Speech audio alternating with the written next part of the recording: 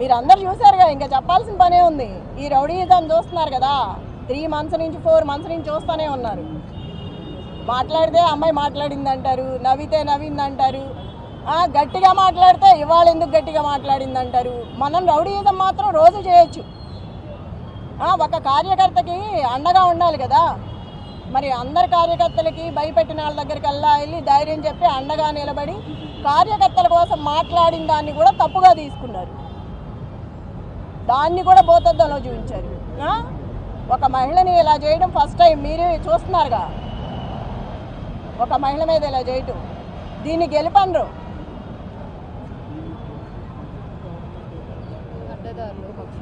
అడ్డదారులు వచ్చి అడ్డంగా చేసి, నేను చూసా కదా మొన్న, నేను అడ్డం పడ్డాను, ఎక్కడికక్కడ అడ్డం పడతానే వచ్చాను, చాలా చేసుకుంటూ వచ్చాము. అది కూడా లేడీస్ని చేసుకొచ్చాం, అన్ని చోట్ల లేడీస్నే చేసాము, అంత ధైర్యంగా నిలబడి. షేక్పేట లలిత గారు, యూసఫ్ కూడా బోరుబండ మొత్తం నేను. నువ్వెక్కడ? షేక్పేట. తన్నారు, రక్తాలు గారేటట్టు గుద్దారు, ఇష్టం వచ్చినట్టు చేశారు. దీన్నైతే గెలుపన్రు.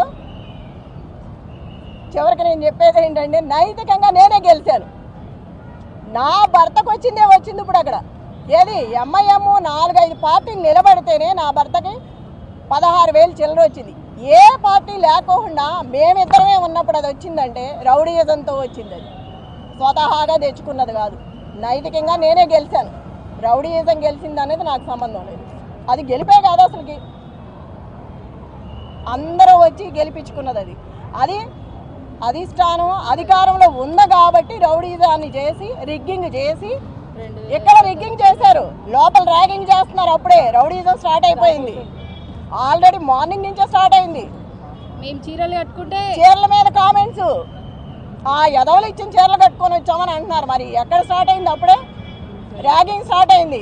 ఆడలేదు మగ లేదు, మహిళలకి ఇట్లాగా చేసేది. గెలిస్తే గెలువు, ఏదో జన్మానికో శివరాత్రి అని గెలిచావు. ఇప్పుడు గోపీనాథ్ ఉన్నంతకాలం మూసుకొని కూర్చున్నావు. గోపీనాథ్ లేకపోయేసరికి బయటకు వచ్చి ఇవాళ నీ ప్రతాపం చూపిస్తున్నావు. నీ గెలిపేం కాదు ఇది, అందరూ కలిసి చేసిన గెలుపు నీకు. అది నీ స్వతహాగా గెలిచింది కాదు. చెప్తున్నాగా, నైతికంగా నేను ఎప్పుడో గెలిచిపోయాను, రౌడీయిజంగా గెలిచావు. ఇప్పుడు ఇంకా చెప్పండి, ఇంకేమైనా కావాలా?